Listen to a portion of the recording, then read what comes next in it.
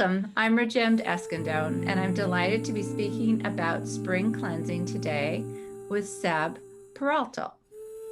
And he is an Ayurvedic practitioner and specialist who is in Ottawa, Canada, and someone that I have gone to for many years now. I think it's almost been a decade that I've been going to you for treatments, especially for Panchakarma, which we'll get into speaking about a little bit later. So Seb, welcome. I'm so delighted that you made the time to speak with me today. Oh, my pleasure. Thanks for having me, Rajem. So I just wanted to start by asking you, what is Ayurveda? Yeah, so Ayurveda in Sanskrit is actually a mixture of two words. Ayu means life, and Veda means science.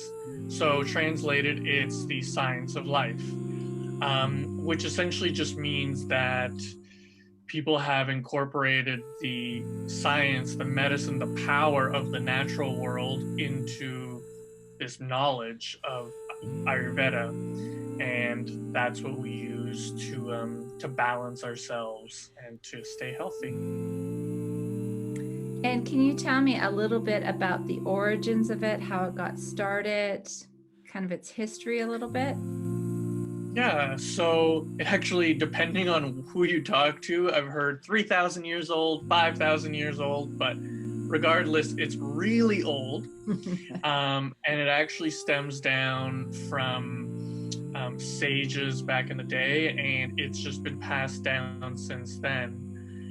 The interesting part about it is that obviously it was so long ago, and it originated in India, that people in the north and south didn't communicate with each other, and yet somehow they all learned about Ayurveda from the same source, essentially. And so there's little differences between the North Ayurveda and the South Ayurveda, but essentially it's still Ayurveda. It's all comes from the same place, and it's the same base knowledge. And it's been around since then, and it's still very popular. Then it's the thing that kids grow up taking the medicine for, but they don't necessarily know much about it until they get older. And in the past 10-20 years, it's starting to make its way over into the rest of the world now. Why did you become interested in Ayurveda? I became interested in Ayurveda because I was a yoga teacher, a Kundalini yoga teacher, and during my training they had mentioned Ayurveda, but they didn't really talk about it much, and I was just kind of like remembered it in the back of my head. And when I came back and tried doing something with my yoga teacher training, I just noticed that yoga is already so popular. You know, so many people know about it. I mean, this was 10 years ago, but it's been popular for decades now. So I kind of wanted to learn something new and spread something new. So I remembered them mentioning Ayurveda in my training and kind of looked into it and decided to go to India to become an Ayurvedic practitioner and consultant. And that was nearly 10 years ago now, yeah. And I've seen Ayurveda grow here in Canada, but in the West in general, and I'm happy to see it grow. Why do you think it's growing? I think people are ready for a type of medicine that is not necessarily like an instant cure, because while that's great in certain situations, in terms of like longevity, long-term health, the best thing you can do is learn about it yourself and to achieve it yourself. Because if you're only being healthy because of taking a certain pill or doing a surgery, that's great short term, but that's not teaching you how to be a healthy person. So I think it's just people are realizing that they can live a healthy life if they are more knowledgeable and aware of what Ayurveda and themselves can do for themselves.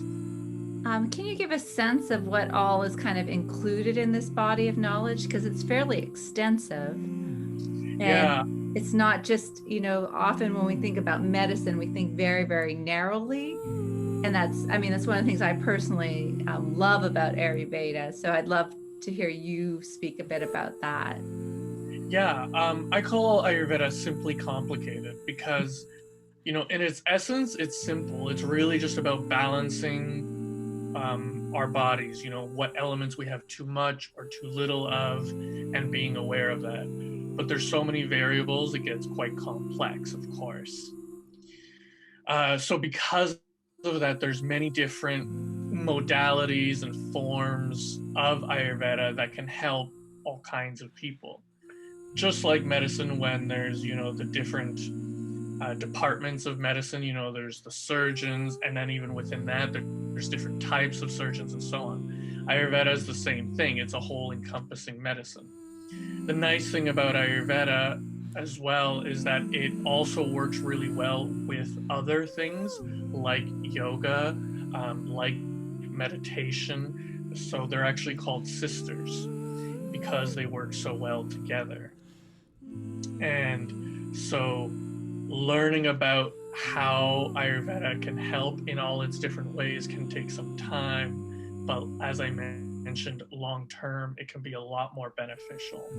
Yeah, my experience has been, that, because, we both know the same Ayurvedic doctor, and she'll always recommend food first to make changes in something just as simple as food. So getting back to simple yet complex. And yet it's so specific according to whatever you're presenting her with.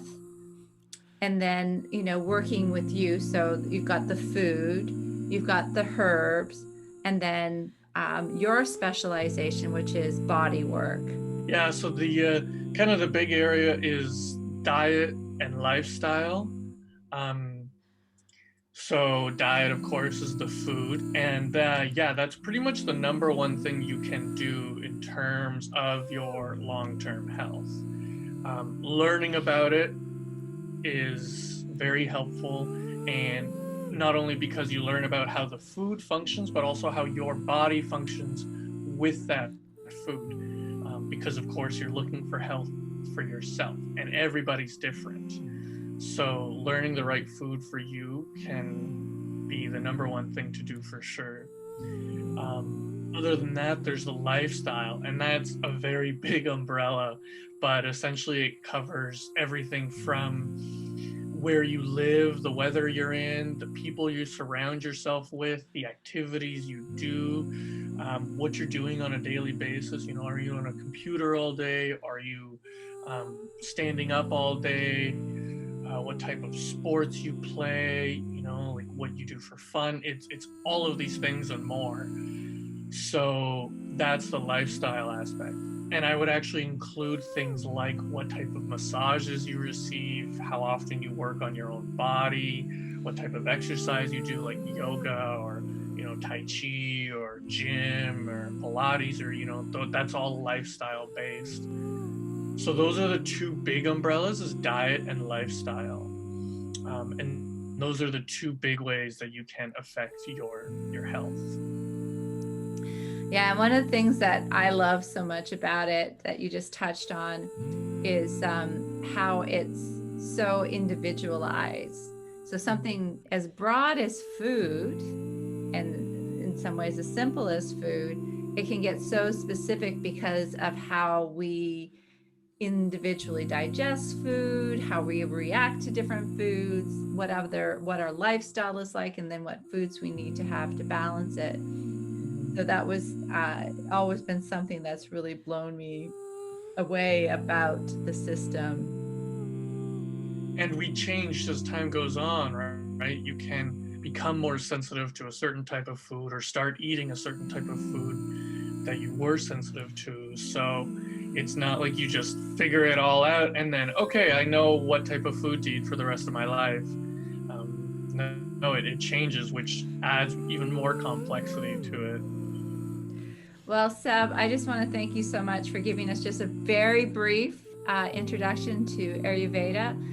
And I thank you for joining us today. Thank you so much, Rajan.